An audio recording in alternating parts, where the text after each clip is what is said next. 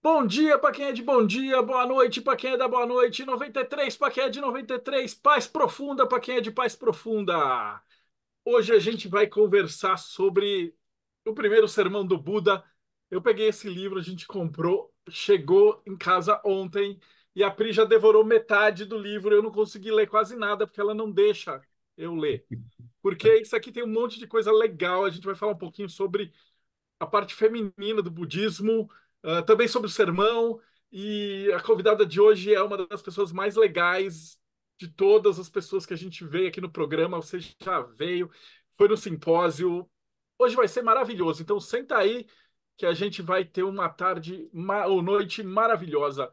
Do Boteco dos Illuminates, pelo Projeto Mayhem, Rodrigo Lutarque. Olha, conheci a monja no simpósio, ela é iluminada. E aqui antes dessa gravação a gente estava batendo um papo tão fantástico e essa live promete elevar nossos espíritos à iluminação. Diretamente do Japão, Robson Belli. Ohayou gozaimasu para quem está aqui comigo, Kombawa para quem está no Brasil, Konnichiwa se estiver vendo à tarde, isso em outro horário.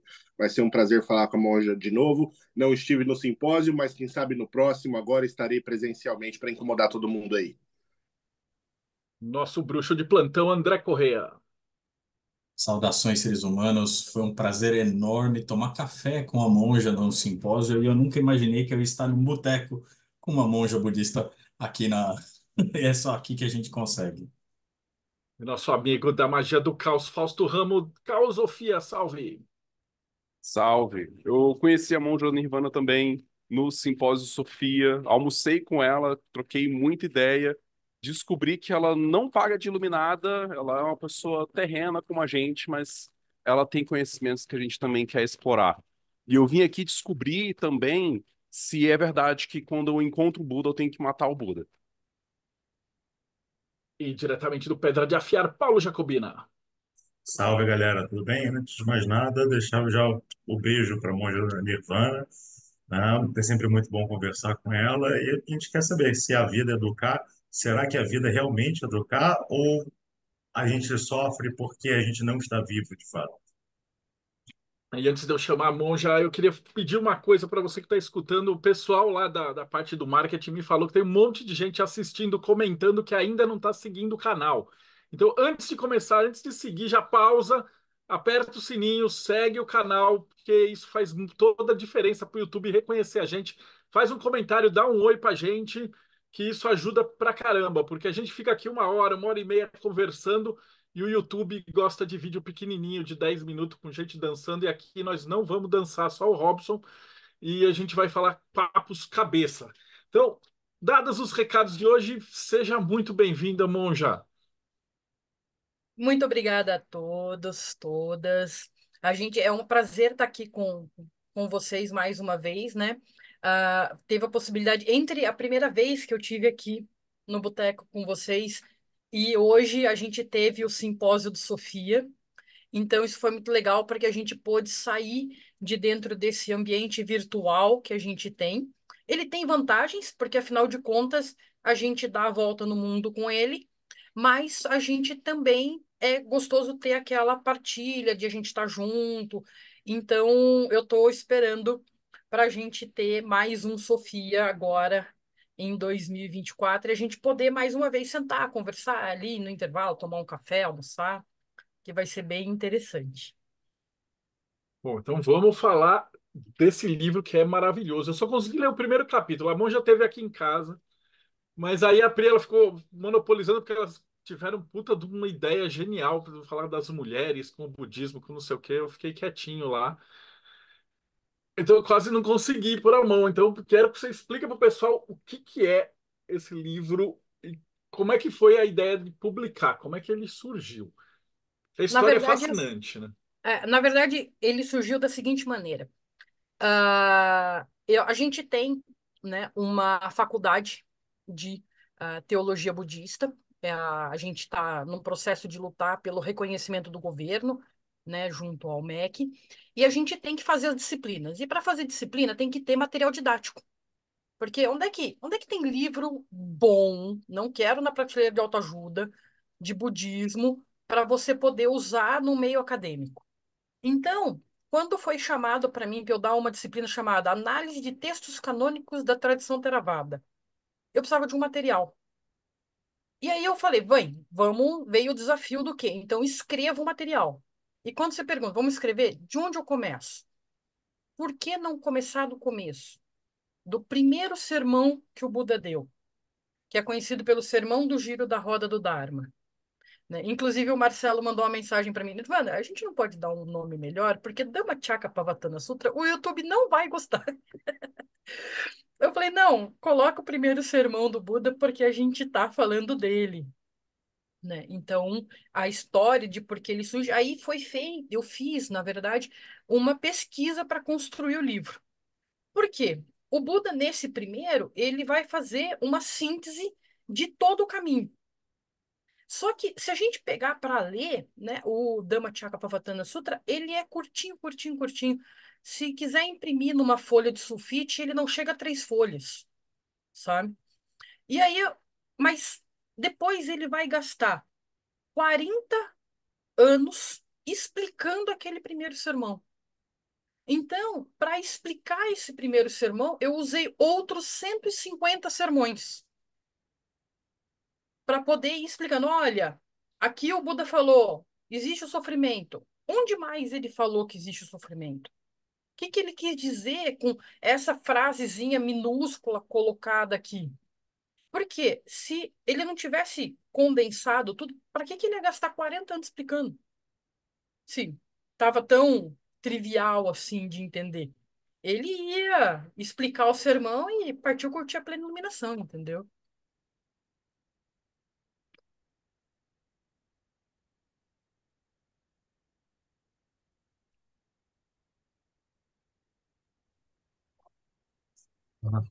Estava mutado. Aproveitando já a questão do sermão, quando você pode dar um contexto geral, apesar dele ser pequenininho, né? Ele vai falar do sofrimento, vai falar do desejo, né? E depois ele vai apresentar para a gente o caminho óptimo. Você pode dar um panorama geral para a gente, um pouquinho melhor, só para contextualizar o público todo? Deixa eu interromper um pouquinho mais. Acho que para o pessoal que acabou de chegar, a gente tem muito macumbeiro, Rosa Cruz, maçom. Então, acho que o ideal seria explicar assim, quem é o Buda. Tipo, existe um Buda, são vários Budas, tem encarnações de Buda. Coloca um contexto mais ou menos para o cara que acabou de chegar do podcast, falar assim, pá, os sermões do Buda, mas afinal de contas, de que Buda a gente está falando? Quem que é o Buda? Vamos lá. Não é o gordinho que a mãe bota um monte de moeda embaixo, viradinho para a porta, tá? Não é esse. Esqueçam esse. Aquele Buda gordinho, cheio de moeda embaixo, entendeu? Ele pôr moeda embaixo do Buda é uma coisa tão anti-budista, mas tudo bem. A galera enche de moedinha lá embaixo e põe lá, não é, certo? O Buda, ele foi o quê? O Buda foi um príncipe, Siddhartha Gautama. Ele viveu mais ou menos há uns 2.500 anos atrás, então 500 anos antes da era cristã, da era comum. E ele resolveu que ele percebeu que, com o nascimento do filho dele, ele percebeu que ele tinha um grande problema nas mãos: o nascimento, o envelhecimento, o adoecimento e a morte. E que todo ser, tudo que o cercava, estava sujeito a passar por esses sofrimentos de uma maneira sem fim. Por quê? Ele vem da tradição bramânica e você morreu, você renasce. Então, você vai de novo para esse ciclo, de novo para esse ciclo, de novo para esse ciclo. Às vezes dá uma melhorada, você vai parar no céu, às vezes dá uma piorada, você vai parar em reinos miseráveis, mas e volta sempre nisso. E ele fala: eu vou buscar uma solução, e ele sai, cai fora, vai para a floresta. Na floresta, ele pratica o ascetismo. Então, com as pessoas que erroneamente falam: ah, o Buda não teve um professor. Na verdade, o Buda teve dois professores, Salara Kalamara e o Draka Kamaputra, que ensinaram para ele as técnicas de meditação, que depois ele vai fazer uma modificação e desenvolver o budismo, mas não é 100% da cabeça dele, vamos dizer assim. Ele tem essa bagagem cultural, né, que ele aprendeu. Ele pratica ascetismo por 7 anos e quando um tocador de cítara passa num barquinho, cítara parece um violão, ele escuta uma instrução, né, para o aluno. Falei, olha, se você apertar a corda demais ali da cítara, ela estoura e não produz som. Só que se você deixá-la muito frouxa, ela também não produz som. E o Buda, então, tem uma epifania. Ele fala, peraí, eu estava lá no palácio, com a corda super frouxa. Eu não estava produzindo nada para alcançar o caminho que eu queria. Agora, eu estou apertando essa corda, eu vou morrer e não vai ter alcançado também. Ele para com aquele movimento de ascetismo que ele estava, tem um processo de recuperação, né? Tem um Buda, que a gente é o Bodhisattva, na verdade, né? Ele é o ser que vai se tornar um Buda. Ele é retratado todo cadavérico, bem magrinho, com as costelas aparecendo. Ele está neste momento anterior a ter esse insight. E ele, então, ele se recupera e ele vai para debaixo da árvore Bodhi. Ele vai para debaixo da árvore Bodhi, ele reúne todas aquelas experiências e ele parte para, então, uma meditação. Nessa meditação, primeiro de tudo, ela não é rapidinha, no sentido, sentou, fez e passou, sabe? Não, ele leva dias nessa meditação e ele alcança, então, o completo despertar, a iluminação, né? Tudo isso. Ele vem e faz o quê? Aí ele vai sistematizar o ensino dele e vai partir para ensinar. Quando ele vai partir para ensinar, ele encontra 5 colegas do ascetismo e ele vai falar essa descoberta, que é o primeiro sermão do Buda. Então, esse sermão é o que vai ser tratado no livro. Que tem nesse sermão? Esse sermão ele tem uma estrutura, né? O Buda ele primeiro apresenta as 4 nobres verdades, que existe um sofrimento, que esse sofrimento ele tem uma origem, que ele vai cessar uma vez que ele tem uma origem, e depois ele vai falar do caminho para a cessação do sofrimento. A próxima etapa no Sutra é detalhar esse caminho, que é o nobre caminho óctuplo, né? Então, a gente vai por esse desenvolvimento caminhando. O sofrimento, tem sofrimento que é muito óbvio, muito tranquilo. Por exemplo, se qualquer um tiver tido uma dor de dente, sabe o que é sofrimento, porque aquela dor dentro da cabeça, ela é insuportável. Mas angústia, desespero, lamentação, certo? As aflições que a gente tem, preocupações, estresse, são sofrimentos também, que às vezes são negligenciados como sofrimento. Então a gente vai vir, o Buda vai vir nesse trabalho, tanto dos sofrimentos físicos quanto dos sofrimentos mentais, né? E aí ele vai falar, na verdade, ele cita o que são sofrimentos ali no primeiro sermão, mas ele não vai explicar com detalhes. Como eu falei, esse sermão ele é curtinho, curtinho, curtinho, não chega a 3 páginas se a gente for imprimir numa folha de sulfite, sabe? Então aí a gente vai ter o quê? Que estudar, se debruçar sobre esse assunto para a gente poder justamente o quê? Conversar, aí entender o que o Buda quis dizer com aquele sermão, né? Então esse é um ponto importante. O livro ele tem um recorte, tá? Porque a gente fala de budismo no Brasil, é muito comum, o budismo, o budismo, o budismo. Só que a maneira mais correta era a gente pôr um pluralzinho ali. Seriam budismos. Por quê? Porque você tem tradição Theravada, tradições marranas são divididas dentro das tradições marranas em várias outras escolas, tradições. Cada uma vai dar, porque o Buda ensinando por 40 anos, o que acontece? Na vida real da gente, a gente já não consegue mais estudar esses 40 anos. A não ser que a gente se torne um eremita, que parta para o monastério e fique fechado, a gente não vai conseguir. Então, a gente vai fazer o quê? Recortes e ênfases. Porque ensinando 40 anos, se eu for estudar um discurso por dia, eu por exemplo, comecei a estudar o Dharma aos 30, tô com 70, terminei de ver o que o Buda falou. A hora que eu for ver comentário, for ver alguma coisa, aí é só acreditando em outras vidas, né? Porque tem que dar uma continuada, porque não cabe. Então, o que que acontece? As tradições vão dando essas ênfases. E também, o que que acontece? A gente tem que lembrar de outro detalhe.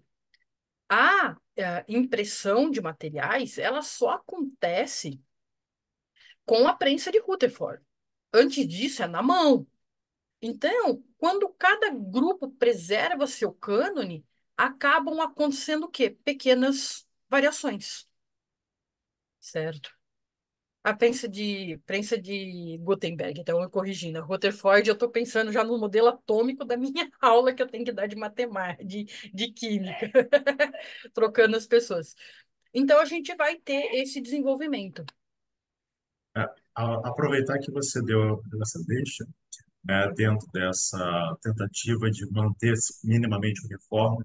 Você pode falar um pouco para a gente se é lenda ou se é verdade, aquelas reuniões periódicas que você trazia pessoas de tantos lugares para declamar os sermões do Buda, para ver se quem sabia mesmo o fato fazia comentários sobre? Olha, na verdade, acontecem reuniões periódicas entre os monges, sim.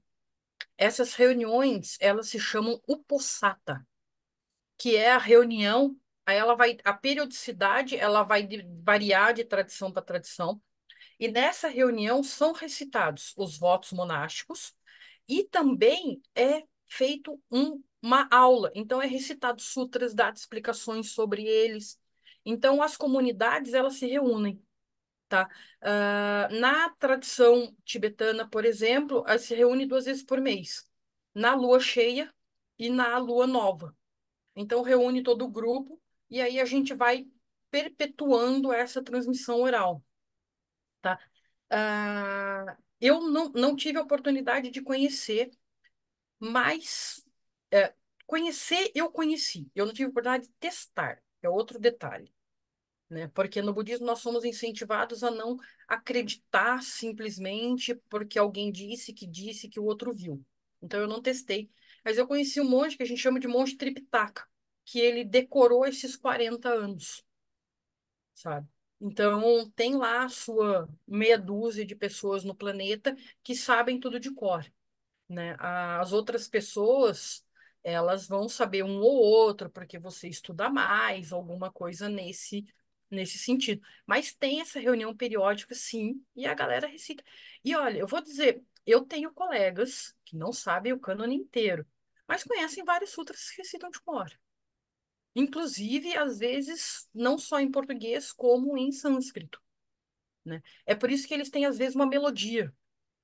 Porque quando você canta, fica mais fácil. Eu não conheço o processo neural, eu só sei que fica mais fácil de decorar quando tem uma melodia envolvida. Então, a gente tem, por exemplo, é muito comum o pessoal saber o sutra da Prajnaparamita, né? Então, não é uma atividade rara de se ter, né?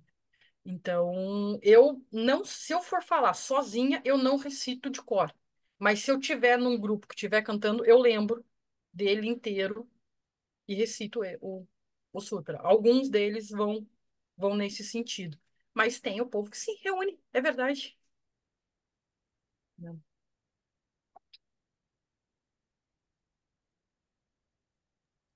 Mera curiosidade.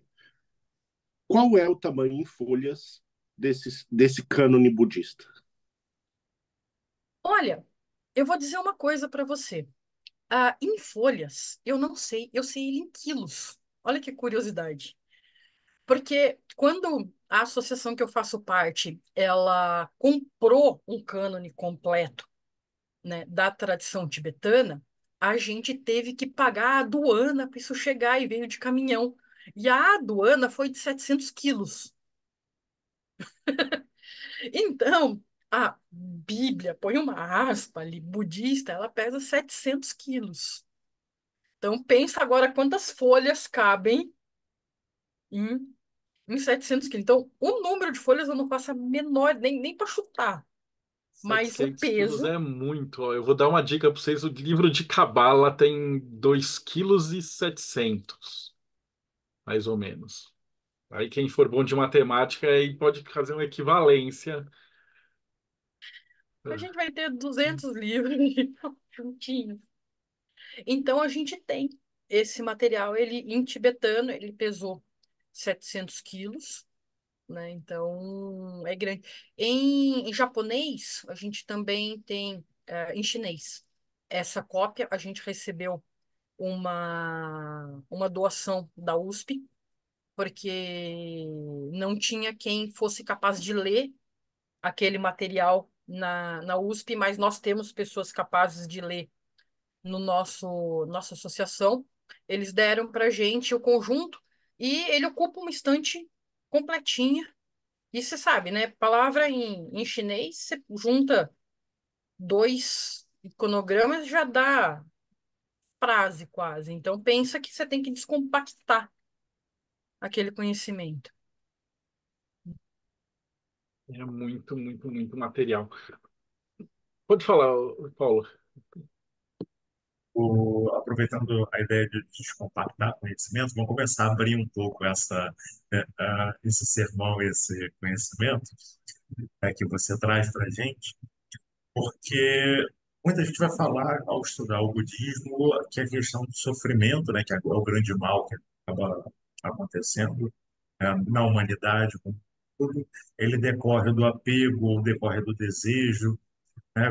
Você pode explicar para a gente como é que funciona essa questão, do ponto de vista da sua linhagem, né? Aproveitando que o André, como psicólogo, talvez tenha o interesse em receber algumas dicas para atender os pacientes dele também. Olha, na verdade, vamos lá, né? A gente tem que tirar um mito. Ah, o budismo é contra o apego.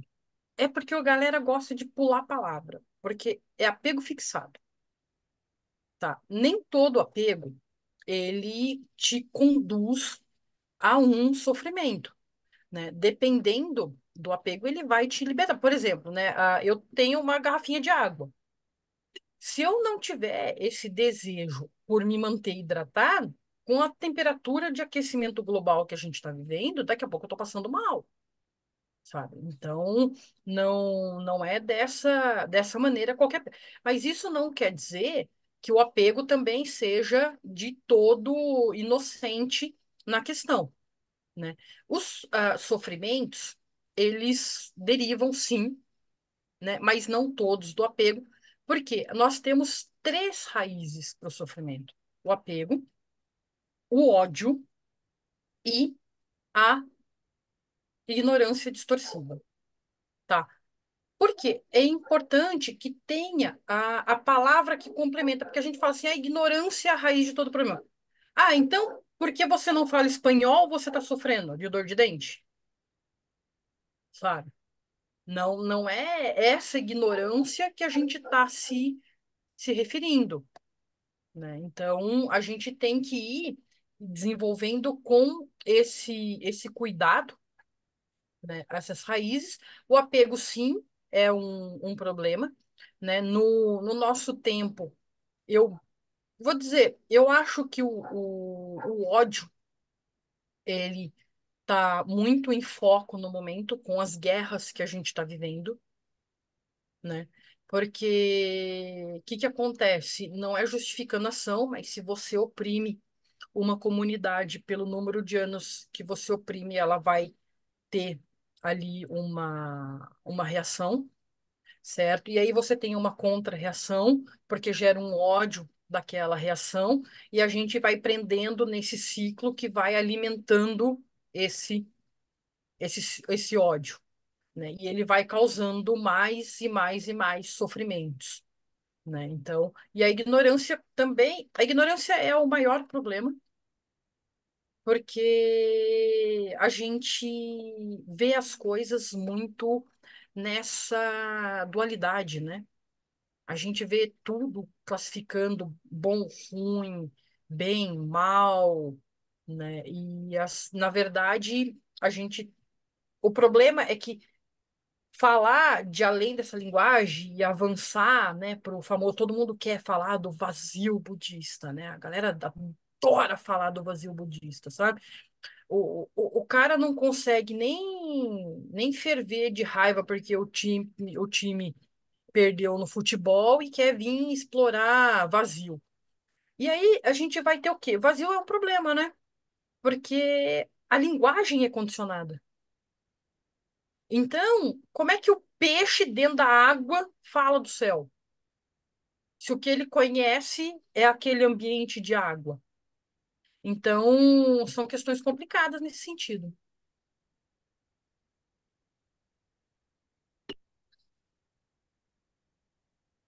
Posso falar já? Manda ver.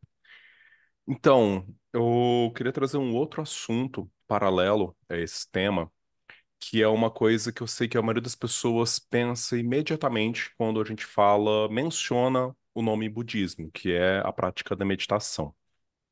E hoje em dia tem muito popularizado um outro termo, que foi o tal do mindfulness, como sendo uma maneira de interpretar o que que significa a prática meditativa, e que também sofreu muitas críticas, porque muitas pessoas, muitos pesquisadores apontam o quanto que essa divulgação dessa prática por meio do termo mindfulness veio junto com uma maneira de dizer que estava se entregando para as pessoas, principalmente para trabalhadores, uma estratégia, uma técnica que suavizasse o sofrimento cotidiano de maneira a tornar as pessoas mais conformadas. E eu vi depois pessoas pegando essa crítica ao mindfulness e voltando também para a prática meditativa em geral. De falar de meditação é falar para as pessoas quererem suavizar o sofrimento delas e serem acomodadas.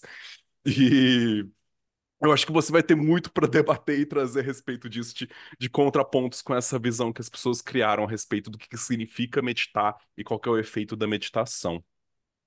Veja, o budismo, ele não se conforma com o sofrimento. Esse é um ponto importante, tá? É justamente não aceitar o sofrimento e querer se libertar do sofrimento que é a gasolina que move um budista. Aí as traduções vão ter várias técnicas, etc. Mas você quer sair desse sofrimento. Você não é. Eu fazendo, ó, eu gosto muito de analogias, né? Não é jogador de futebol que deu uma pancada, tá doendo, passa aquele spray de sei lá o quê, só sei que o cara sai correndo de volta e ele continua. Então, a meditação não é esse spray para você voltar para dentro do sofrimento para alcançar mais bens materiais, por exemplo, tá? Tá completamente fora, né? É claro que o pessoal usa um pouco, porque você começa a meditar, começa a ter uma mente mais estável, certo? Então, isso vai aumentar o meu foco. E o foco, na maioria das profissões, se reverte num aumento de produtividade. Só que isso não é objetivo, é efeito colateral, sabe? É outra questão. O mindfulness, o que que acontece? Eu sou uma pessoa que não gosta de mindfulness. Por quê? Meditação não é chá da avó, que você toma o quanto deu vontade, entendeu? Não é chá da avó. E mesmo se você for pegar chá da avó, tem tradição oral no chá da avó. Você pegar chá de poejo e ferver aquele negócio, ele ataca teu fígado. Você tem que pôr na aguinha, na temperatura certa, deixar tampado pelo tempo, e a vovó ensina todo o caminho. Então, se nem chá de vó é inocente, por que que mexer com os processos mentais ia ser trivial? Então, essa que é uma questão. O mindfulness, ele vai fazer o quê? Ele vai dar uma roupagem de nós tiramos a religião. Só que, vamos lá. Vamos sentar, vou fazer um workshop com todos presentes aqui, ponho todo mundo sentado e coloco lá. Vamos agora expandir a nossa consciência e vamos pensar no amor. Aí, beleza. Põe todo mundo sentadinho.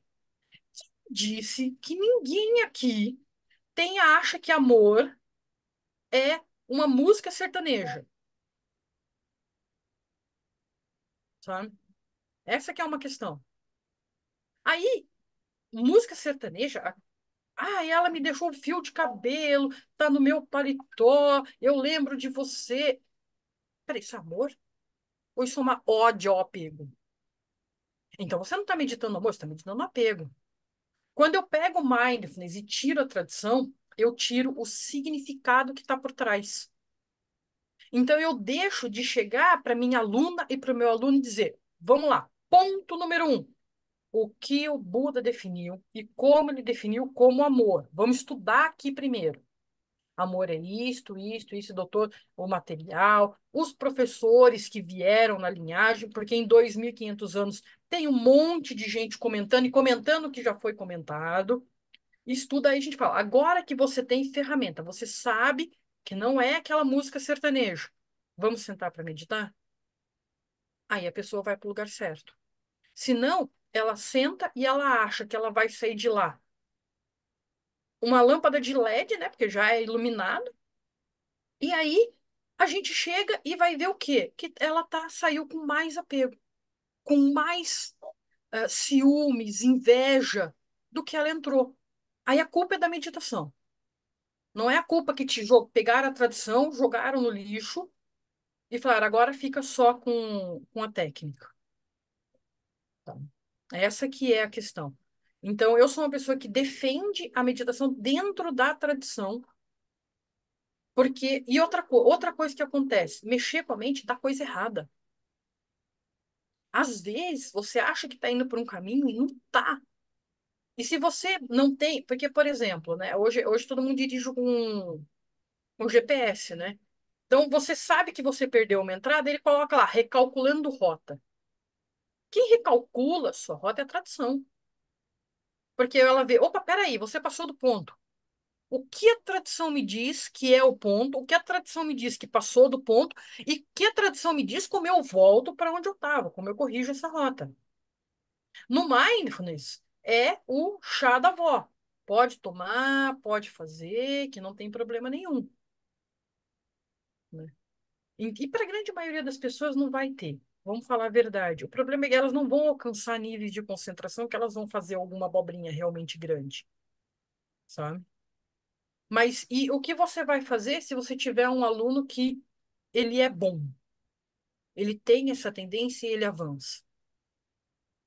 Como que sem esse background de estudo, como é que fica?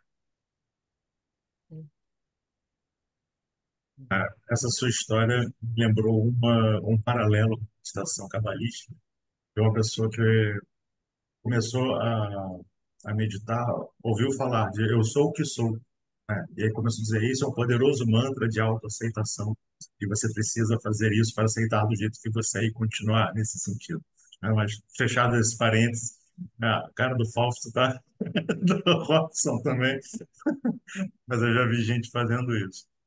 Voltando um pouco à questão do apego, aí trazendo mais para uma linguagem um pouco mais contemporânea, como é que você vê essa dinâmica, né, tra trabalhando um pouco aquilo que o Bauman vai chamar de modernidade líquida, né, dessa falta suposta falta de relações entre as pessoas, né? Onde todo mundo meio que abre mão de tudo, né? Das outras relações, abre mão das questões. E como é que você vê isso dentro do budismo e como uma relação que gera fruto do sofrimento? Porque eu percebo pessoas que vivem em situações líquidas, medidas líquidas, segundo o Bauman, e que sofrem muito mais do que pessoas que vivem relações não tão líquidas assim. Na verdade, o que eu acabei aprendendo e percebendo é que as pessoas é um plural complicado. Por quê? Algumas pessoas possuem uma tendência monogâmica. É da tendência daquela pessoa. Eu não quero colocar um certo ou errado, se algo superior ou não disse. Não. É da tendência daquela pessoa se relacionar com uma única pessoa. Se ela se envolve num relacionamento que seja fluido, ela vai ter sofrimento. Por quê? Porque ela tem aquela tendência de ser uma pessoa monogâmica. Só que existem pessoas que a nossa sociedade não gosta muito de conversar, que não possuem essa tendência, certo? Elas têm uma tendência poligâmica. Se você amarra a pessoa num relacionamento monogâmico, você causa um sofrimento para ela, certo? Por quê? Porque ela não possui aquela tendência. Essa que é uma questão. Onde está o problema? O grande problema é quando o monogâmico se casa com o poligâmico. Porque quando você junta dois monogâmicos, tem uma harmonia. Quando você junta dois poligâmicos, tem uma harmonia. Mas quando os opostos só se atraem na física, tá? Para ter harmonia só na física. Na vida real, são similares que têm que se atrair, certo? Então, atrai ali a pessoa oposta, aí o que que acontece? Ou um fica preso, ou um fica provocando sofrimento na outra pessoa. Tá certo, tá errado. Na verdade, o errado é provocar o sofrimento no outro. Se as duas pessoas têm uma tendência poligâmica, se elas, vamos falar num português bem claro, se protegem, porque também você não vai trazer nenhum tipo de doença para casa. Vamos colocar assim. Qual o problema? E qual o problema de ser monogâmico e levar essa relação com uma única pessoa ali para frente? Então, ah, é uma questão da tendência que aquele indivíduo único possui, certo? E a gente precisa aprender a respeitar essas tendências, tá? Monja, deixa eu te perguntar um negócio. Você falou das quatro nobres verdades, e o pessoal me perguntou aqui no chat para você falar um pouquinho do nobre caminho octo. Que O seria nobre um caminho pouquinho de óptimo, cada um, o vamos lá, pessoal. o nobre caminho óptimo é uma questão interessante, porque, primeiro, ele não é uma corrente com elos subsequentes. Didaticamente, a gente explica ele com elos subsequentes, tá? Então, a gente começa com o entendimento correto, a gente termina com a meditação, mas isso é um caráter pedagógico do caminho octo, tá? O que a gente tem, na verdade? As coisas se desenvolvendo como uma corda. A corda, ela é composta por muitos fios que se entrelaçam para dar aquela força que ela possui. Então, ele começa com o entendimento, vai para o pensamento, do pensamento ele vai para a linguagem para a ação se reflete no modo de vida, o modo de vida se reflete no esforço, a gente tem a atenção plena, que é o que a gente fala do mindfulness, e então a meditação correta. Por que didaticamente começa pelo entendimento? Vamos colocar dessa maneira. A grande questão que está envolvida é o seguinte: se eu não souber para onde eu vou, que é o entendimento, para onde eu estou caminhando, certo? Como eu sei que as minhas ações estão indo naquele caminho? Então, dentro do entendimento correto, a gente vai ter o quê? O estudo do karma e seus efeitos, certo? A consequência das ações, né, colocado. A gente tem, no caso, as Dasa Kusala Karmapata, né, as 10 ações não virtuosas. Então, a gente vai tendo todos esses pontos sendo colocados dentro do caminho. Depois a gente vai ter o quê? Um pensamento correto, certo? Porque eu já sei para onde eu quero ir. Então, como que eu vou trabalhar nisso? Tá? Linguagem, ele não se limita a falar. O pensar é uma linguagem. Então, porque o que eu vou fazer fora, ele começa em algum momento. Se eu peguei a minha garrafa de água para tomar uma água, é porque eu pensei, eu preciso tomar uma água. Então, eu tenho toda uma série de pensamentos, às vezes não tão como linhas de programação, né? De estique o braço, faça o Czinho com a mão, pegue a garrafinha, nada nesse sentido. Mas a gente tem todo aquele pensamento acontecendo, né? Então a gente vai caminhando para o nobre caminho dessa maneira. E você vai caminhando em termos de treinamento, que você vai. Como se caminha no treinamento? Você estuda sobre ele. Aí você vai começar a colocar ele em prática. Mas, por exemplo, daria para eu entender realmente sobre a consequência das ações sem eu meditar sobre as consequências das ações? Então, para a gente ter um exemplo de como que uma interfere, se relaciona ali com a outra, sem ter um ambiente propício para meditar, e nesse caso nós estamos falando do ambiente mental, que ele vem do entendimento, eu conseguiria meditar também? Então, a meditação afeta o entendimento afeta a meditação. E a gente poderia ir longe traçando esses paralelos.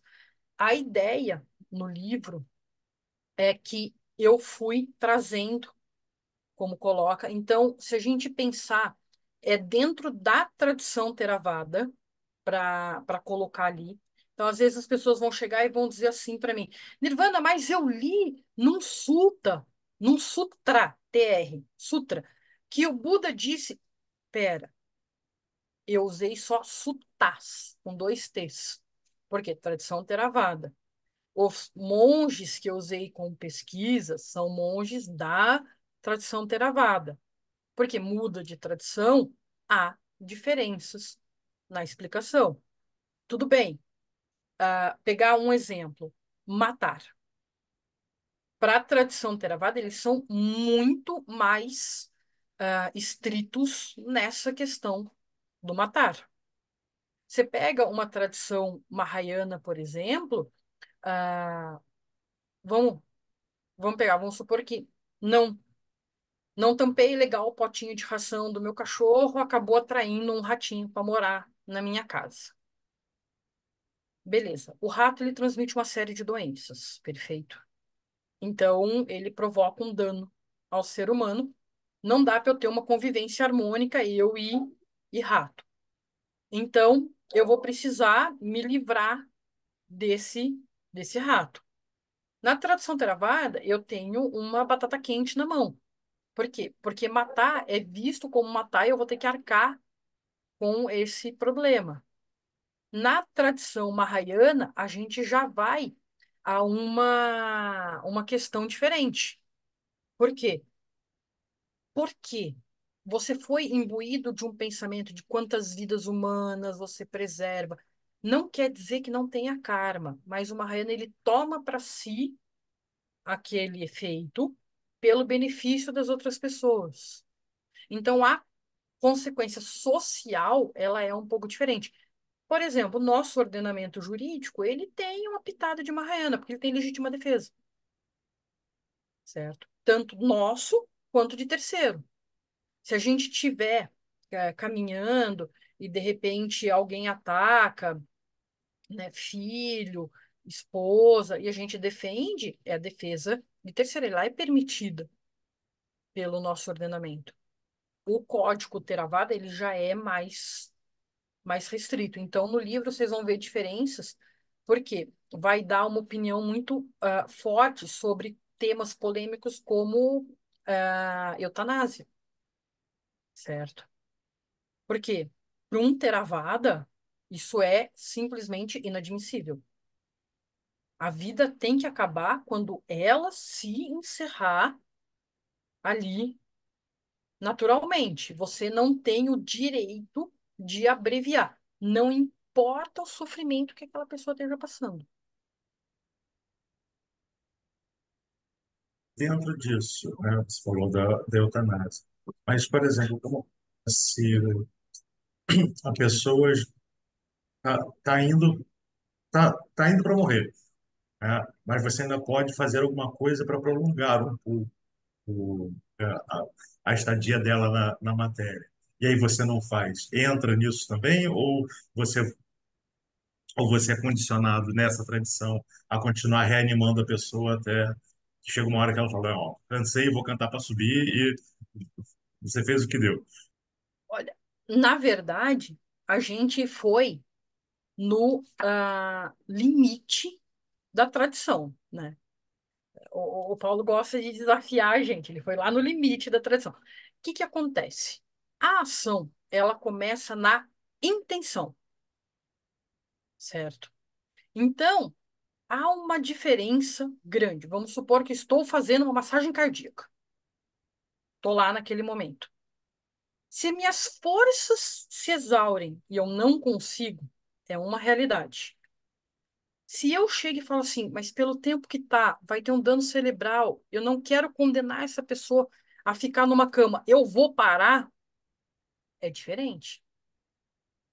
Porque no segundo exemplo, você tem aquela consciência de que você está interrompendo algo que você poderia estar fazendo e provocando aquela morte, certo? Então, eu coloco muito essa questão de qual tradição a gente está, porque ela dá diferença nas traduções. Tá? Isso é uma coisa importante a ser colocado. Então, a tradição Theravada ela é muito radical nesse sentido, ela não vai aceitar, certo? Por exemplo, a gente tem, ó, vamos ficar na legislação brasileira, eu tenho direito a provocar um aborto se eu tenho uma malformação tal naquele feto que ele provoca um risco de vida para a mãe.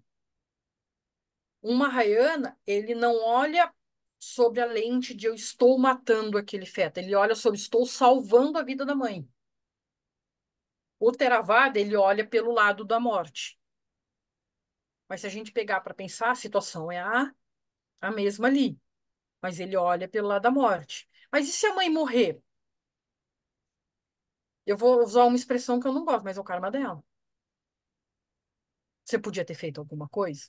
Aí a gente entrou em outra discussão. Hum, Mantendo essa ideia, né, do que o Paulo puxou, da ideia da continuidade da dor, do sacrifício, da eutanásia e do suicídio, ah, eu vejo o suicídio como o sintoma mais grave de uma depressão, né? Como a dor mais absoluta de uma depressão. Eu lembro de uma professora falando que a pessoa comete o suicídio quando a dor da vida é muito superior à dor da morte, né? E é levado em consideração o adoecimento do corpo através da depressão e também o suicídio como parte desse processo de adoecimento, porque quando uma pessoa ela desenvolve um câncer, ela morre através do câncer.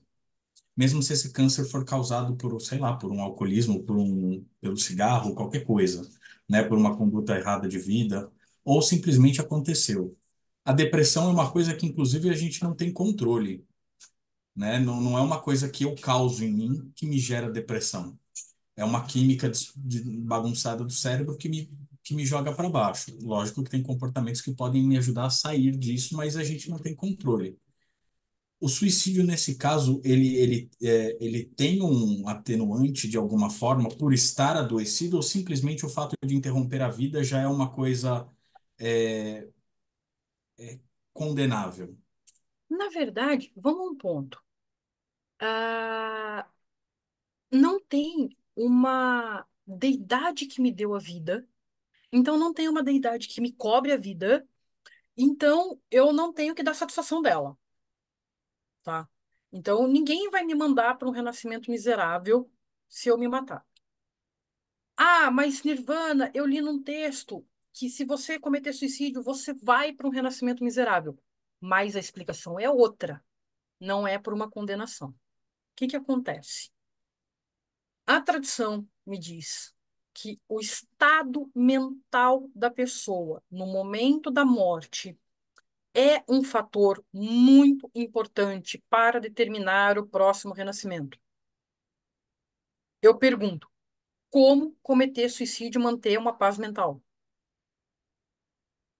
Então, a pessoa vai acabar tendo um renascimento desafortunado, porque ela vai morrer nesse estado mental problemático. Tá? Essa que é a questão envolvida.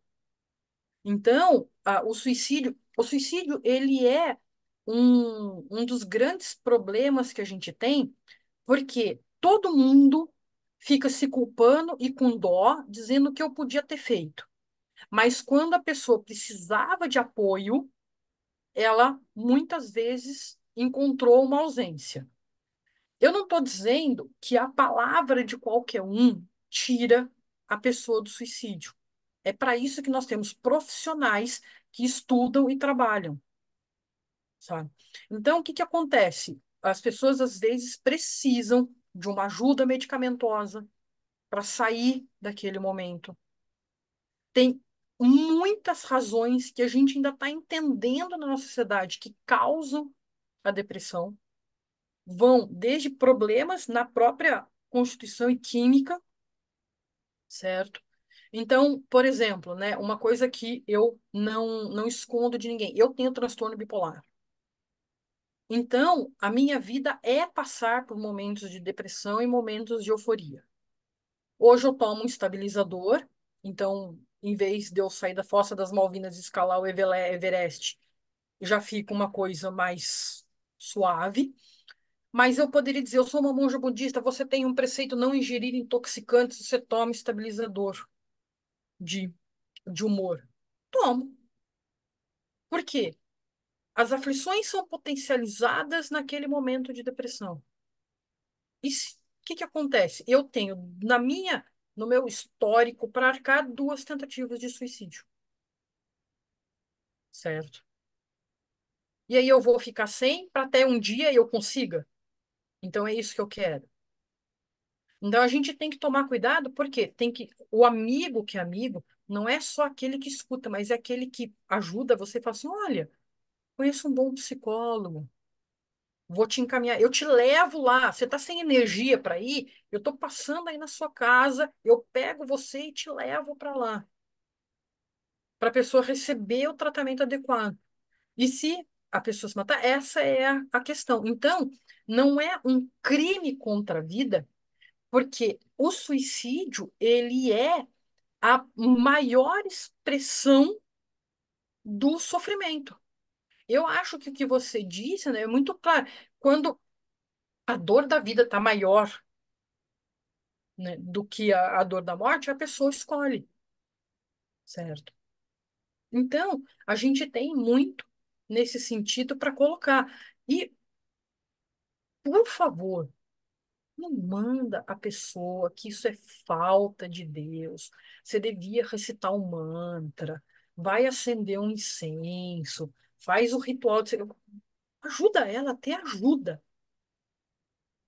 certo? É claro que no meu processo de treinamento, de estabilização, essas práticas, né, ritualísticas, me ajudaram, mas elas sozinhas, não. A gente precisa contar com essas diversas formas de apoio, sabe? Então, tem uma coisa muito grande de alguns religiosos, eu me incluo nessa turma de religiosos, que esconde esses problemas para dizer que a meditação soluciona tudo, sabe? Ah, não, resolve, só você começar a meditar que vai dar tudo certo. Vai ajudar. Se meditação não ajudasse, não era terapia complementar do SUS, sabe? Mas ela não está sozinha, é terapia complementar.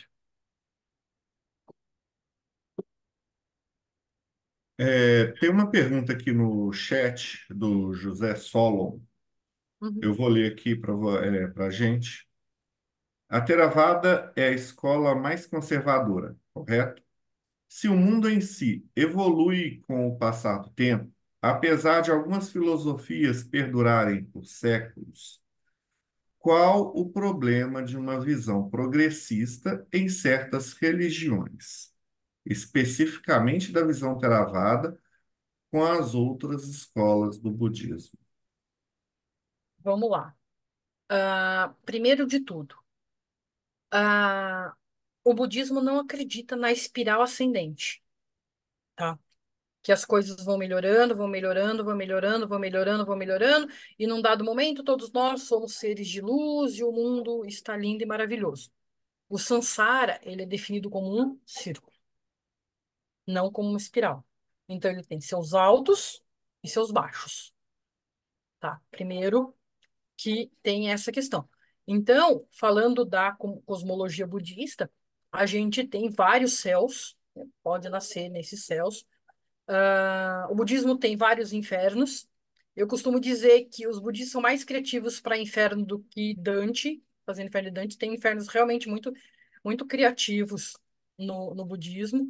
Você tem reinos intermediários, de asuras, são semideuses. Você tem seres de sofrimento, como os pretas e os animais. Tem a gente ali, como humano, bem no meio do caminho. E você morre e pode nascer. Mas se eu for para o paraíso? No paraíso budista, um dia você vai morrer, você vai sair de lá. E se eu der uma mancada muito grande e eu ficar aflito por causa disso, for para o inferno? Você vai sair de lá, entendeu? Tem uma visão de eternalismo que às vezes demora, mas você sai, né? A Theravada, ela não é uma escola, ela é uma escola mais rígida, com preceitos mais menos flexíveis, vamos colocar assim.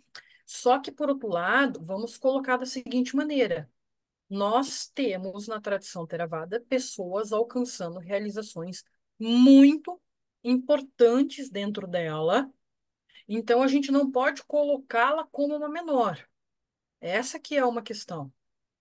Porque a gente fazer um juízo de valor, entendeu? De tal tradição, ela é mais elevada ou menos elevada, é a mesma coisa que às vezes a gente faz de considerar o que a gente considera na matriz brasileira ou algumas religiões que se acham a evolução de outras, né? Essa questão de se achar a evolução é um colonialismo eurocêntrico que vai para as outras religiões e fala: eu sou dono da verdade, porque eu domino você, então a sua expressão religiosa ela é menor porque ela não evoluiu para a minha, tá?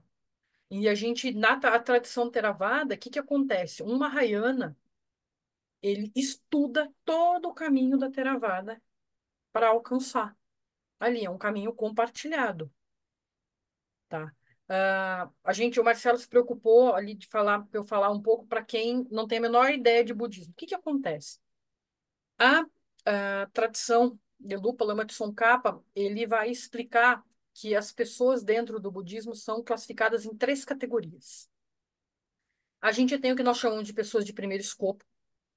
Elas desejam felicidade nessa vida que elas estão vivendo, ou um renascimento afortunado, onde a gente encaixa ali a maioria dos teístas, tá? E eu quero nascer bem. No segundo escopo, eu tenho as pessoas que percebem o samsara, esse ciclo de nascimento e morte, e falam: eu quero escapar disso e eu quero atingir o nirvana. Então, elas estão nesse segundo escopo. No terceiro escopo, a pessoa fala assim: mas eu vou sair sozinho?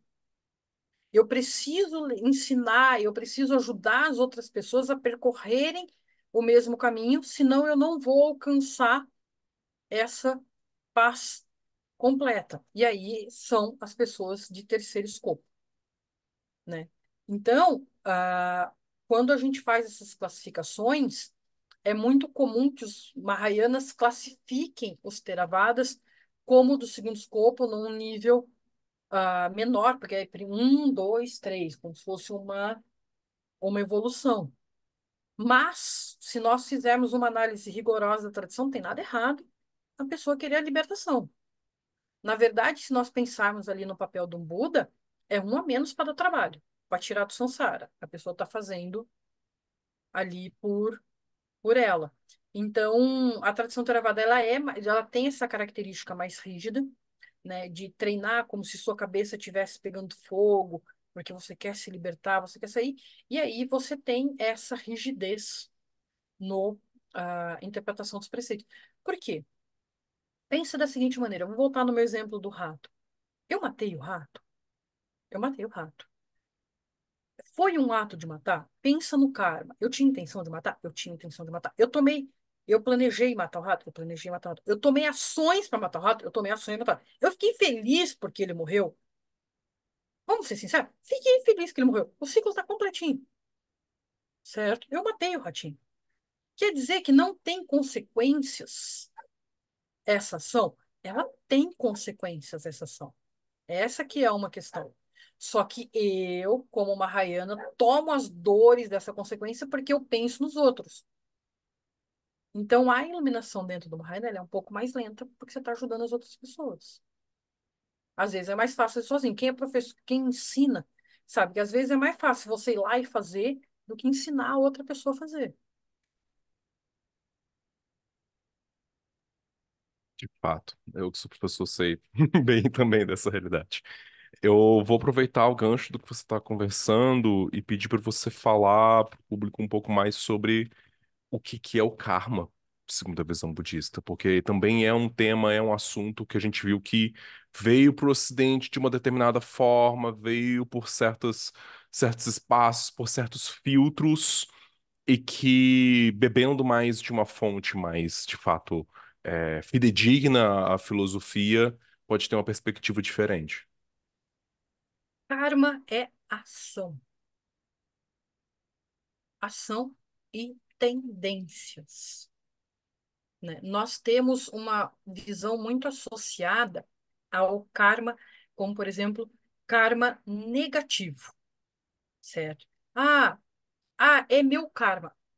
Eu nunca ouvi, nunca, nesses anos todos, uma pessoa falar é meu karma porque ela conseguiu uma promoção, tá? Não, elas negligenciam o lado positivo da coisa. Ah, é meu karma porque eu fui aprovada no vestibular, é meu karma porque eu consegui uma promoção. Não, é sempre algo negativo, sabe? Ah, eu tropecei e quebrei o dedo do pé porque é meu karma, tá? O erro padrão também é ficar pensando numa. A gente pensa no karma, a gente cresce pensando um pouco nele, porque a gente aprende na física ação e reação, né? Vem a bolinha branca, ela bate na bolinha vermelha, a bolinha vermelha sai andando. Karma não é ação e reação. São muito. Ela é ação e reação, mas não é essa newtoniana. São vários fatores que se unem para dar aquele efeito. E às vezes você quebrou o dedo do pé por desatenção e não por vidas passadas. Vamos colocar dessa maneira. Como uma tendência, a gente tem algumas coisas a analisar. Por exemplo, vamos supor que eu tenho uma tendência a mentir, contar mentiras por aí. Eu vou me cercar naturalmente de pessoas que também mentem, certo? Porque as pessoas que não mentem, elas começam a se sentir desconfortáveis na minha presença. Veja, não é nada cósmico, certo? Por quê? Porque eu vou ser uma pessoa não confiável. Então, aquela pessoa que tem uma conduta confiável não quer andar junto. Só que quem melhor para esconder a mentira de um mentiroso do que outro mentiroso? Então, essas pessoas com essa mesma tendência vão se atrair, certo? Eu tenho por exemplo, violência. Claro, todo mundo está sujeito a ter problemas de violência, principalmente nas cidades grandes. Mas se eu frequento locais inadequados, agora, o que são locais inadequados? Por exemplo, se eu uso maconha ou algo do tipo, aí eu vou lá comprar esse material. Veja, eu estou indo para o ponto de violência. Então, estou mais sujeita a essa violência pela minha conduta que eu tenho, certo? Esses são os pontos para ser colocado. Então, karma, ele é uma tendência. Tem tendências que a gente herda de vidas anteriores? Tem, mas não é porque eu dei um pão para o mendigo que na próxima vida eu nasço filha do Bill Gates, sabe? Não é dessa maneira.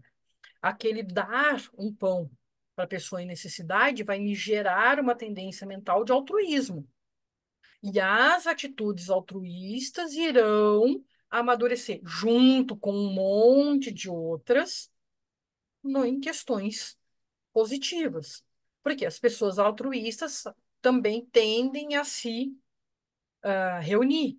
Então, eu sou beneficiada e beneficio pelas atitudes altruístas das outras pessoas.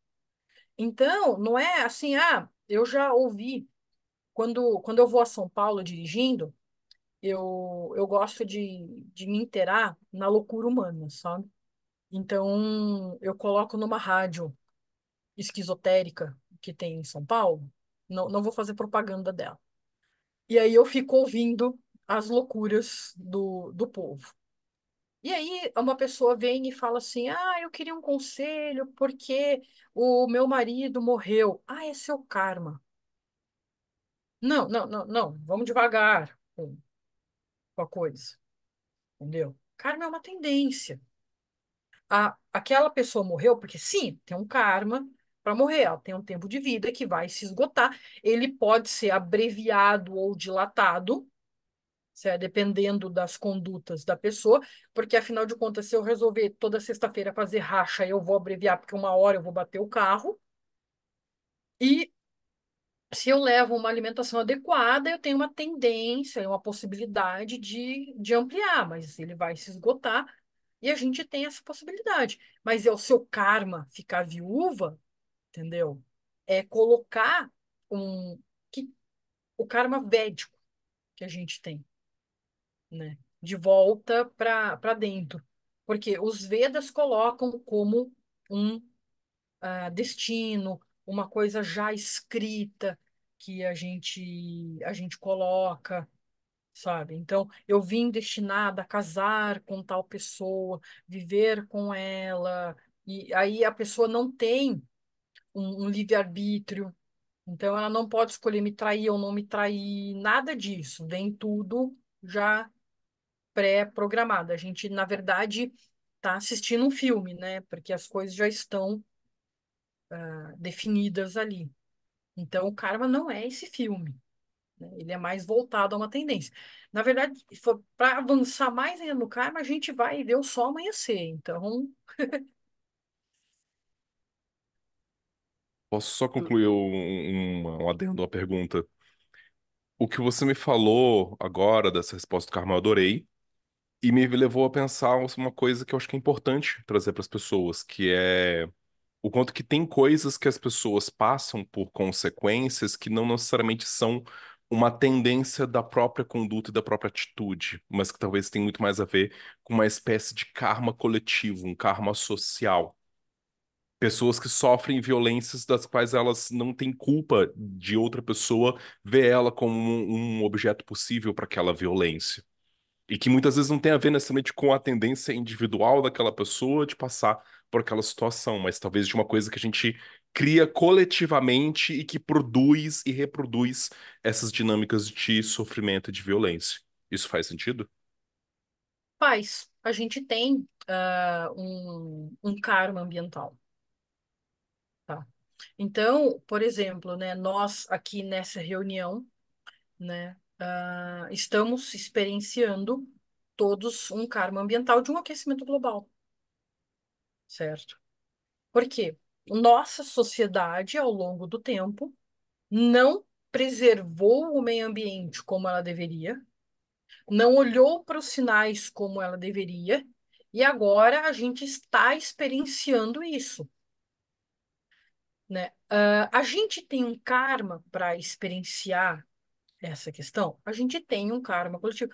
Por quê? Dentro da cosmologia budista, eu tenho muitos mundos. Então, se eu realmente não tiver nada para estar nesse mundo, eu não estaria aqui, certo?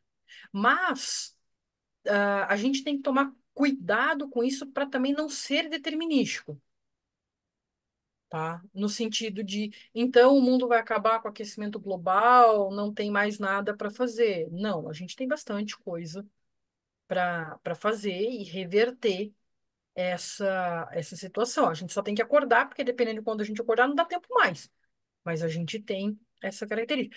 Porque esse karma imutável é o que faz, não sei se vocês já foram à Índia, mas a Índia que a gente vê, né, nos filmes, nas novelas, ela é uma Índia que ela vai do joelho para cima, né? Por que que eu digo do joelho para cima? Porque ela não mostra sujeira que é do joelho para baixo, né? Eles encaram que a pessoa está naquela situação de miséria porque é o karma dela. Então eles não põem para uma pessoa pobre tratamento de água e esgoto, porque é o karma dela viver naquela situação. Se ela tivesse um bom karma, ela nasceria como numa família que estaria morando num condomínio fechado, não naquela situação de periferia. Dentro do budismo são sofrimentos, são tendências, você pode experienciar situações ruins por muitos fatores. O karma, ele é mais parecido com o efeito de uma teia de aranha, tá? Por quê? Na física newtoniana, você bate uma bolinha na outra, ela passa. Na teia de aranha, você puxa a pontinha, ela puxa um pouco mais aqui, um pouco menos ali, um tantão na de cá, a de cá tá mais frouxa, não aconteceu nada. Então, ela vai tendo esse multifatorial. Por isso que é dito que karma é assunto para os Budas. Porque é muito complicado, Fausto, eu chegar e dizer, Fausto, esse é seu karma, sabe? Porque eu consigo ver todos os plugs da teia daquele minuto que está acontecendo com você. Um Buda, ele teria essa clareza. Mas uma pessoa comum, como eu, por exemplo, impossível, sabe? A gente vai te chamar um dia só para falar de karma. O Rodrigo estava perguntando, ele está jogando dinheiro na tela do computador e não está acontecendo nada. Então, como é que a gente faz para comprar o seu livro? Na verdade, ele está disponível no site da Associação Buda, tá? A Associação Buda se escreve de um jeito bem tranquilo, buda.org.br. Cuidado que não é ponto .com, a gente tem mania de completar com .com.br. É buda.org.br. Vocês vão achar esse livro lá, e daí o pessoal da associação vai encaminhar para vocês, na casa de vocês, o livro para ler. E o que que acontece? Nós temos na associação a graduação, então o detalhamento ali do livro pode acontecer na graduação, mas se surgir alguma dúvida pontual, alguma coisa nesse sentido, o que que acontece? Eu deixo minhas redes sociais abertas, não é aquela que você só entra se você eu tiver permitido, ela fica aberta. Então, é só procurar, tá? Curiosidade do mundo. Meu nome é Nirvana mesmo, tá? Então, se procurar Nirvana França, você me acha, tá? Então, inclusive, acha meu currículo Lattes, tá? Só não seja legal de escrever só Nirvana, porque tem 17, tá? Eu não sou única aqui no Brasil, só para constar, porque eu já tive preguiça de me procurar e descobrir isso. Então, você tem que colocar o França ali, e você vai encontrar esse material, né, para ler, e pode vir e tirar dúvida, o que que você quis dizer em tal parte, porque o livro foi, antes de tudo, um aprendizado pessoal, né? Foi um momento muito legal que eu pude parar, porque para selecionar 150 sutas, vocês imaginam quantos eu li, sabe?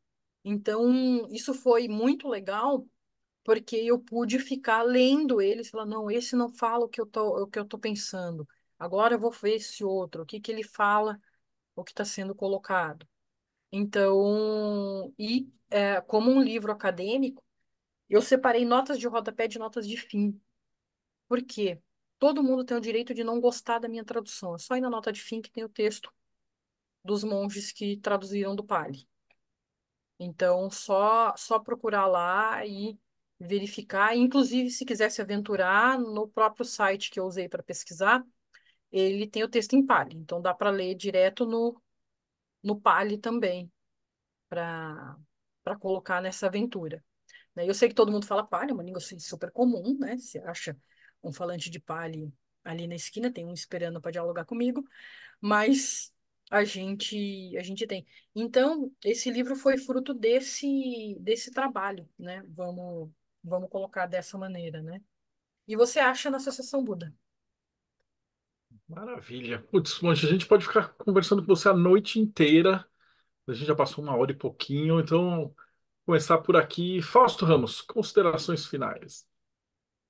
Eu me segurei para não citar Nietzsche, porque eu sei que se estender a nossa conversa mais umas outras 3 horas. E ia ser muito divertido ter essa conversa. Eu espero poder ter esse debate, talvez, com a Monja Nirvana na próxima vez que ela vir para cá, para São Paulo, capital, para o Simpósio Sofia. Sou o Fausto Ramos, do trabalho meu de rede social. Vocês podem me encontrar por @eufausto_ramos, ou vocês podem visitar também o meu site, Escola Causofia, onde eu estou aquecendo um espaço para trazer mais pessoas para poder debater, conversar e estudar mais de magia e magia do caos juntos. É isso, valeu, foi um prazer conversar. André Correia, considerações finais. Bom, eu conheci a monja no Sofia, ouvi ela falando aqui, absurdamente esclarecedora em muitos aspectos, e é legal porque eu ouvi o budismo de uma forma mais crua, né, sem muito floreio, deixa tudo muito mais interessante, né, dá mais liberdade para a gente pensar e explorar isso de diversas formas. Eu já era fã de Nirvana quando era mais novo, mas era da banda, agora eu sou fã da monja também, que espero encontrá-la mais uma vez no Sofia e aqui no Mayhem. E se você tem interesse em conhecer um pouquinho mais sobre paganismo e bruxaria, andrecorreiatambores.com.br tem a mentoria A Jornada de Introdução ao Paganismo e à Bruxaria e em breve também um workshop de tambores. Beijo para vocês. Obrigado, monja. Até a próxima. Robson Belli, considerações finais. Eu acho importante isso que ela falou sobre karma, porque muita gente vem com essas besteiras pra cima de mim às vezes. Isso é o meu karma? Eu, como tarólogo, tenho que olhar para a pessoa e falar: eu acho que você não entende bem o conceito para você estar me perguntando isso. E, assim, eu achei maravilhosa a explicação dela, porque sempre que alguém me perguntar, agora eu vou jogar essa entrevista na cara da pessoa e falar: depois a gente conversa. E muito obrigado a todos, foi sensacional. Quem quiser conhecer um pouquinho mais do meu trabalho, robsonbelli.com.br, né? Então, muito obrigado e é isso aí. Paulo Jacobina, considerações finais. E mais uma vez agradecer a Monja Nirvana pela presença aqui, né? Uma presença sempre alegre, descontraída, cheia de conhecimento. Volte mais vezes, continue escrevendo. Já estava entrando no site agora já para procurar o seu livro para fazer encomenda para ler. Pena que não deve chegar antes do retiro que eu vou fazer agora. Mas assim que chegar, eu começo ali e te mando notícias também para tirar dúvidas com você. E para quem quer conhecer um pouco mais do meu trabalho, né, do trabalho do qual eu faço parte, quer se conhecer melhor também, entrar nessa busca pelo autoconhecimento, dá uma olhada no nosso canal do Pedra de Afiar, youtube.com.br Pedra de Afiar, ou conheça o nosso site, onde você pode ter acesso aos nossos textos, livros que nós escrevemos também, e grupos de estudo para vir estudar com a gente, pedradeafiar.org. Seja muito bem-vindo. Rodrigo Lutarque, considerações finais. Oh, adorei, sim, fantástica Nirvana. A banda também é muito boa. É, eu fiquei escutando aqui, pensando, minha cabeça ia lá na frente, e só uma coisa das coisas que eu estava aqui pensando. O karma que a gente entende é uma maluquice de uma mistureba de um pensamento evolucionário do século XIX. A ciência de hoje nem considera a evolução nesse sentido mais. É uma adaptação, não necessariamente uma coisa melhor que sucede à outra, mas ficou assim para a população. E aí pega um conceito oriental de uma forma maluca e torcido, junta com isso e vira esse Credit Karma, onde você tem o benefício hoje e vai pagar pelas próximas encarnações. Então, aí a gente tem que desconstruir. Mas o bom do Mayhem é encontrar esse pessoal aqui, que engrandece a live.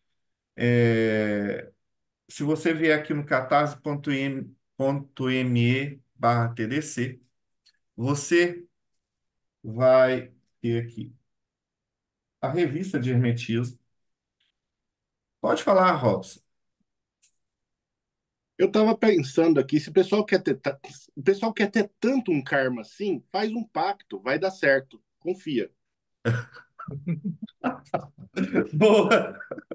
Faz o pacto, pactoro, e aí vai dar certo, vai ter bastante karma nessa encarnação mesmo.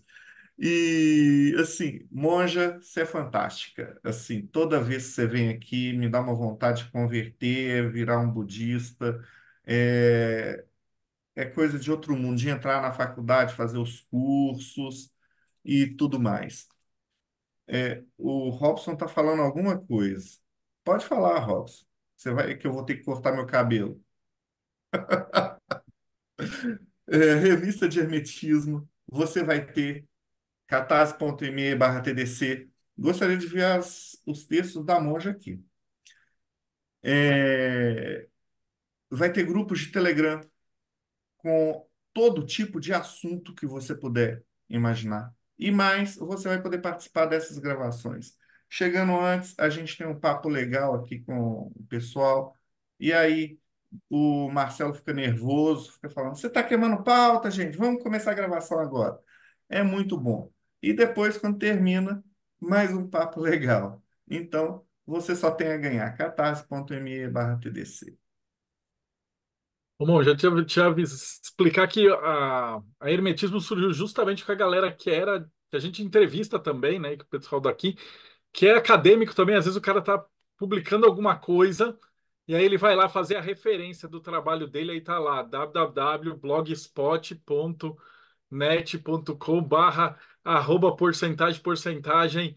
Eu não sei o que, aí fica um negócio desse tamanho assim, site visto em tal, tal, tal. Você vai olhando as referências do Jacobina, tem várias, assim, que ele vai fazer os textos, aí ele, olhei no site tal de fulano, aí era um texto, assim, gigante, visto em tal dia. A gente falou, pô, vamos fazer um negócio mais decente. Então a gente pega ESPN, monta tudo, tal, tal, tal. Aí as pessoas que estão fazendo os materiais bacanas, eles conseguem se referenciar também mais fácil. Então a gente está com a revista 22, que saiu agora, tem quase 50 páginas por edição, então a gente publicou material pra caramba. E o outro legal para quem está ouvindo, a gente disponibiliza tudo isso de graça na internet. Então, se você quiser ir lá, www. Geralmente o Thiago não está aqui hoje, mas o Morte Súbita hospeda os textos, ou no Teoria da Conspiração, no Projeto Mayhem. Às vezes o Robson Belli coloca, o André tem um blog. Isso aqui que a gente está gravando também, o pessoal do Mayhem assiste antes, mas a gente disponibiliza isso de graça, e depois vai para o Spotify e tal, tal, tal. Essa edição e tal, tudo isso quem paga é a galera do próprio Mayhem, né? Então a galera, eles apoiam o projeto, pagam para ter a revista física, né? Como um meme, que sempre vai o agradecimento, assim, as pessoas que ajudaram naquele trimestre e tal. Então seu nome fica marcado na história do ocultismo.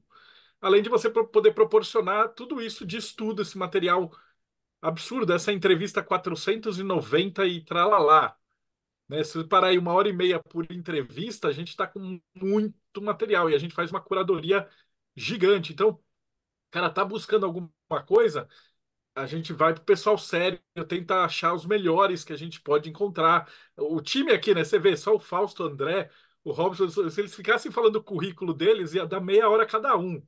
Porque cada uma da galera que está entrevistando já é expert de uma área, porque o Mayhem é isso, né? A gente tem gente de tudo que é lugar e vai ajudar você a achar a sua verdadeira vontade, né? Monja Nirvana, considerações finais. Olha, principal consideração é um agradecimento desse momento, né? Porque às vezes faltam canais para a gente chegar no público em geral. Vamos colocar dessa maneira, né? Tem muito site aí falando de budismo, mas falando umas groselhas fortes, então a gente precisa de um material de qualidade e com pessoas para poder debater, questionar, levantar ali perguntas, né? Então eu agradeço estar aqui com vocês, né? Espero estar no Simpósio de Sofia. Eu sei que é o único feriado do ano, praticamente, mas a gente vai até São Paulo, estaremos todos juntos, juntas ali para fazer, né? Teremos, provavelmente, vamos ver se a gente já conclui mais livros e material, especificamente da parte das mulheres, né? Por que que eu escrevi esse livro? Mulheres não costumam escrever sobre doutrina, e eu queria quebrar o paradigma, tá? Então, essa que é uma questão para ser colocada a respeito da motivação, né? Não é que eu me acho a pessoa mais capaz, mas eu acho uma pessoa que teve coragem de tentar, né? E então pode ter edições melhores, críticas ou alguma coisa, a gente sempre está ali, mas é a coragem de tentar e se esforçar ali para fazer. Então eu agradeço muito, né, a presença de vocês e essa oportunidade. Então, até mais. Ah, joia. É você que ficou com a gente até aqui. Eu não vou falar, mas a Pri já conversou com a Monja Nirvana. A gente já pegou uns outros dos professores que dão aula lá na Faculdade de Budismo. Então a gente vai trazer gente para falar de Tantra sério. Vamos trazer mais sermões do Buda. Esse ano promete, cara. A gente vai ser divertidaço. Então acompanha a gente, não esquece, segue o canal, aperta o sininho e a gente se vê aí de novo no Boteco dos Illuminati.